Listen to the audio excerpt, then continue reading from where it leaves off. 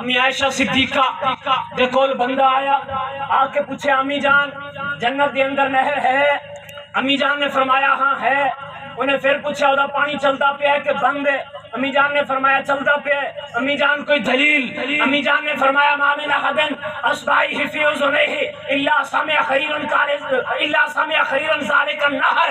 امی نے فرمایا کنا دے اندر پا انگلیاں تے دے زور جس سے ساریاں آوازاں بند ہو جان تے جڑا تینوں شکاٹ سنی وے اس پانی دے چلن دا شکاٹ اس پانی دے چلن دا شکاٹ ہے۔ اوے ہر ایرا غیرا نتھو خیرا اپنے گھر دے اندر بیٹھ کے جنت دے وچ چلن والے پانی دا شکاٹ سن سکدا ہے؟ میرا محمد مدینے دے اندر اسا غلاماں دی پکار نہیں